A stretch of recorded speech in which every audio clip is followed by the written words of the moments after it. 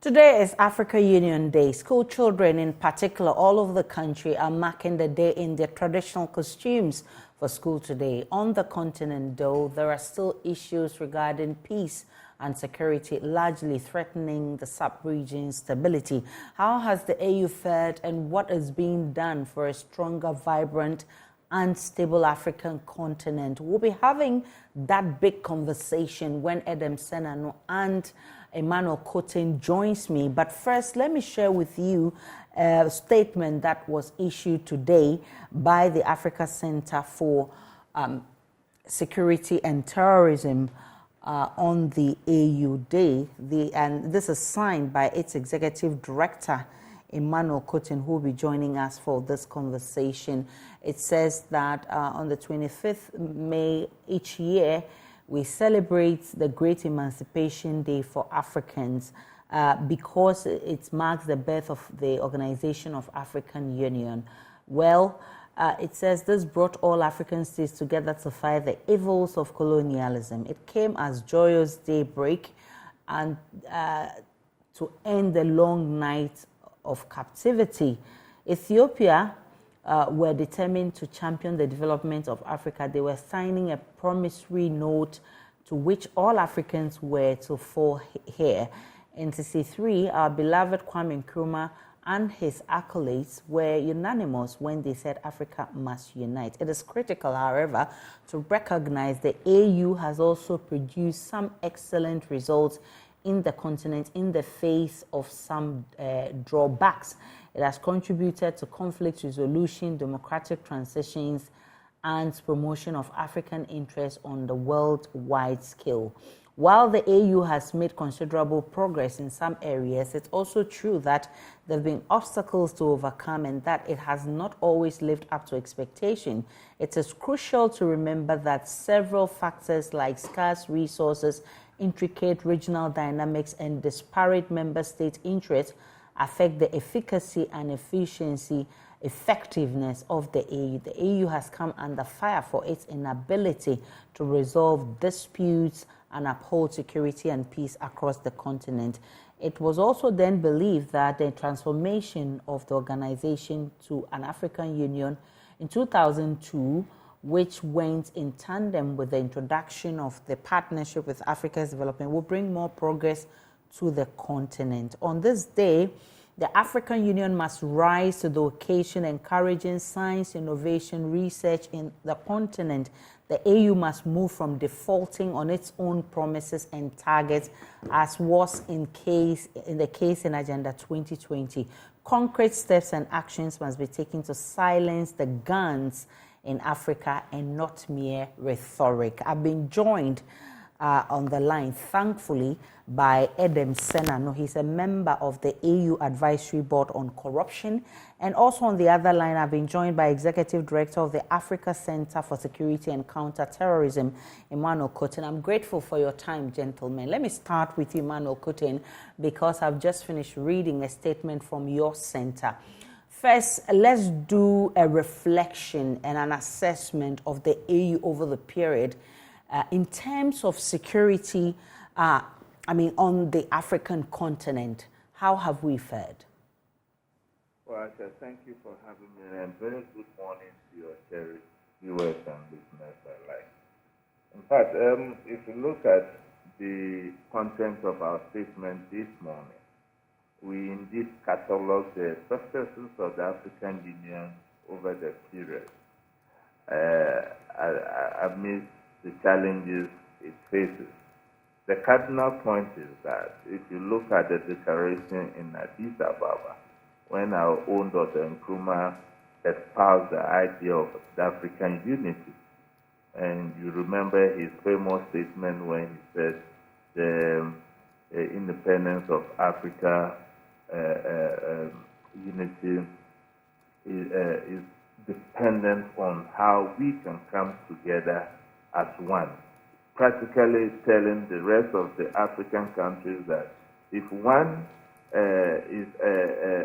African country is independent and the rest are not, or there are challenges elsewhere and others are sitting aloof, is not going to inure to the benefit of the African unity. And that's where we find ourselves. If you look at the continent as we speak, they have done well in the space of security and peace building because we realize that they have peacekeeping efforts dotted across the continent. But there are challenges, and the challenges come as a result of one, like I mentioned, the scarce resources, and other intricacies with country-specific interests. So if we look at what we have today, the continent is dotted with conflict. You can imagine what happened in Ethiopia recently, in Sudan. If you look at Darfur over the period, what happened? If you look at the Democratic Republic of Congo, the Union have not been able to fashion out ideals or ideas that can bring some of this conflict to a manageable level that we can appreciate. So if you look at Africa as it is, it's all about what we can get, specifically country interests as against Africa as its totality. So Nkrumah, when he said the independence of Ghana is meaningless unless it's linked up with the total unity of African unity, that lays before us today. And just imagine that African countries are going to the IMF, I'm not talking about Ghana specifically, to borrow money that we cannot pay in our generation. We are getting debt for generation unborn, and yet we are jubilant and celebrating such as successes. So it gives a mixed feeling of how the youth of Africa feels today. It looks as if there's a sense of hopelessness. There's no direction. Our leaders are giving us, and I feel that a day like this is an opportunity for we as Africans to sit, reflect, see how far we have come and what we can do. I think as a continent, what we are not doing is that we don't base most of the things we do on science and research, and the democracy as we see it is merely going to the polls every 4 or 5 years to change leaders, and things remain the same. If you look at the continent today, it's dotted with conflicts and coup d'etats. And the African Union, more or less, hands are tied because they don't have resources as a union to come together to pursue the agenda of some of these conflicts. And more significantly, Aisha, if you look at the continent today, we have moved from the colonization phase to the neo-colonization phase, where the West still wants to have its hold on Africa. And unfortunately, we don't have leaders who can stand out and negotiate properly on behalf of the continent. Given our vast resources, we are still in object poverty. We cannot silence the guns. And if you look at the continent as it is, the frequency of guns and conflict is like breakfast on our table every day. But unfortunately, as Africans, we are not even used to breakfast. The issue about security on the African continent, for instance, if you talk about, because you can't talk about security here without, linking it to international security. We've had a debate or argument over why Africa has been neglected, or the same attention given to other countries has not been given to Africa. I mean, a clear example is the Palestinian and Israel conflict. That has been like forever. There has never been a solution to that. You look at Burkina, you look at Guinea, all these countries are going through a lot. But look at Ukraine and look at the speed with which the international, arena went into its rescue. So you ask yourself, why is Africa not having its voice on the United Nations charter, if you like? Why is it that we cannot speak? Because, I mean, if you look at these 5 those who have the veto, they can say whatever they like, and it looks like they rule the world. Why is African Union not living up to this expectation? What do we need so they can hear our voice? That's unfortunate. Africa doesn't have a common voice. African Union as an entity has not exploited the diplomatic channel to the benefit of Africa. African leaders are not generational in thinking. African leaders are particular about what they can achieve. And if you look at African society today, it looks as if that has fed into the sight of the African youth. We consume what we don't produce. We have high appetite for luxury goods.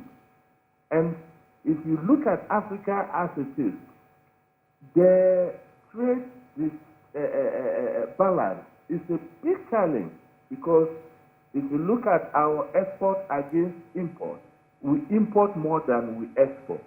And it means that Africa must come back to the table once again and look at how it can harness its potential in terms of the natural resources we have, and see how we can start, no matter how small it is, to be able to produce what we eat and trade among ourselves. That is why in the press statement I mentioned about we defaulting on our promises. If you remember the Agenda 2020, most of the African countries defaulted on that, and that was a very beautiful document. Now we have ACTA. We have ACTA with us now. That will enable African countries to trade among ourselves. So that commercial hub, unfortunately, its headquarters is in Ghana. We need to exploit that, trade among ourselves, have a common voice. Until we begin to do the right thing, the international community will not speak Africa right. Until we begin to harness the benefits of democracy, look at justice, look at human rights, look at the need to put infrastructure in place for the total emancipation of the African youth. Until we put systems in place to create jobs for the African youth, then the African youth don't cross this perilous journey on the Mediterranean and die on the sea. They will always continue to treat us as such. If you look at Sudan, when the war started, we released a statement, and we did some comparative analysis, looking at the interest the Western world is focusing on Ukraine, and it looks as if the Sudan crisis, it has not even happened on the surface of the world, and that's so unfortunate. African leaders must begin to look inward, respect themselves, and begin to do the right thing. It is only then the Western world will see value in us and respect us. Otherwise, the Western world will continue to treat Africa as pawns and put mechanisms in place to still have control over our natural resources. And we must also learn as citizens of Africa to sacrifice, because the stage that we are, if we don't sacrifice and sometimes go the extra mile to believe some of our leaders who are generational in thinking and do some self-sacrifices, and we don't always cut corners and looking for cheap way of solving issues by running into the international community to borrow money, we can't borrow out of our present circumstances.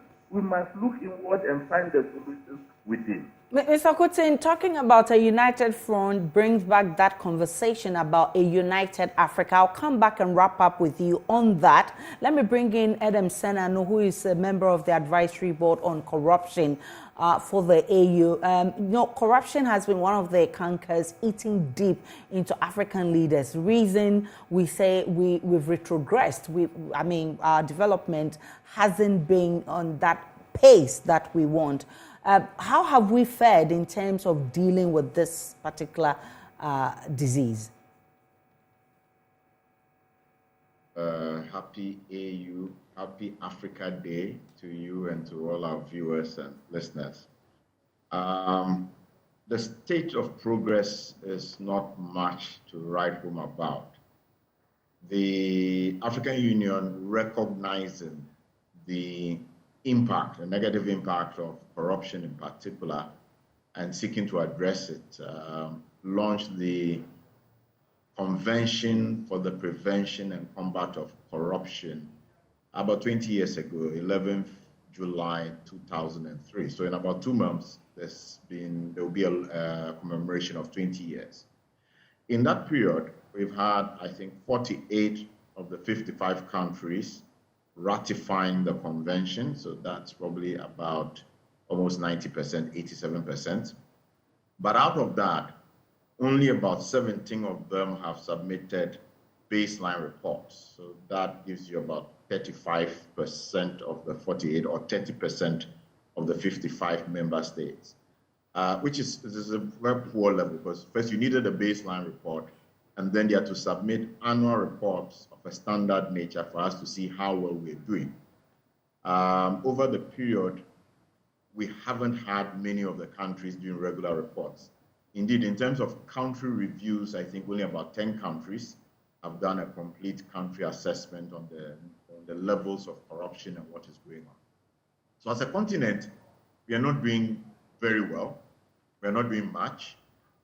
Even though we have ratified almost 90%, most of us do not appear to be making serious strides. Most countries, I know many of the countries have national anti-corruption authorities who are supposed to be promoting this drive. It looks like there is some kind of influence from government entities so that these authorities don't have the entire wherewithal nor the space to be able to take all the actions that ought to be taken to bring progress. So there's a lot of room for much more progress and improvement in relation to the detection, prevention, the sanctioning, and the eradication of corruption across the continent. In Ghana, we've concluded that the politicians themselves are not willing to deal with the menace. That's why we've not made much progress. On the continent generally, what really is accounting for the retrogression? It's still the same issue of leadership. Because across board, even if we have a framework like we do in terms of the convention, and the responsibility of the board is to give advice and to encourage countries to implement because in the convention, we have all the elements that will allow good progress in this fight against corruption. But you find that it's about the government in place and the leadership, whether they have the political will to run with what the convention says, make sure that institutions are in place, make sure that resources are being provided, making sure that they themselves are accountable. And so we need to look at the political class a lot more closely. We need to look at the political party systems across the continent and the governance systems and see how we can turn things around. Also, clearly, one of the key factors is the value systems. In the countries that appear to be doing very well, Nordic countries like Finland, what have you, they have very strong value systems. So people are growing up with a strong work ethic, strong integrity, honesty, hard work, and we need to try and inculcate that also into the citizenry. Then you begin to find that everybody is part of the fight and working towards a common goal. Let me wrap it up with you, Mr. Emmanuel Kotin. A United States of Africa, are we there yet? Because we were told of the eco currency, we're told about the free trade in every African country without visa, getting a visa if you wanted to visit any other African country. All of these were supposed to come in place to make it a united state of Africa. Are we there yet? If we should even think about it now and looking at the issues confronting Africa as a continent. If you look at science and innovation, we are not there. If you look at research, we are not there. If you look at economics, we are not there because we are not trading among ourselves. If you look at the security front, we are not there. The challenge is Africa has defaulted in many of the beautiful and novel initiatives we have espoused for our emancipation. And I think that we need leaders with generational thinking. We miss the Nyerere, we miss the Jomo Kenyatta, we miss the Nkrumah. That is why the youth of Africa must rise up to the occasion. We cannot leave leadership, we cannot leave politics in the hands of people because we saw it's a dirty game. Africa, what we need now is to be able to devise means to solve our problems from within. Look at the vast natural resources Africa has. And the African Union, member states cannot even finance the activities of the Union. That is a shame on Africa. Given the years of emancipation and what we have gone through to the 21st century. So I think that the solutions are within. We must look within and begin to find out things we can do among ourselves to set the agenda and set the continent on a path where the Western world can respect us. Look at the conflict, especially within West Africa. You see, the colonialists devised a strategy to divide the continent among the French, the Portuguese, and the English speakers. And that is where the problem is. If we can cross that bridge of uniting these three fragments, we can move ahead. Otherwise, whatever we talk about, the seminars, the books, and the good things we talk about, it will be established. And to me, like you mentioned, the United States of Africa is not even yet born. I'm grateful for your time. Emmanuel Kotin is Executive Director of Africa Center for Security and Counterterrorism. Edem Senano is a member of the Advisory Board on Corruption for the African Union. I'm really grateful for your time this morning, gentlemen. Let's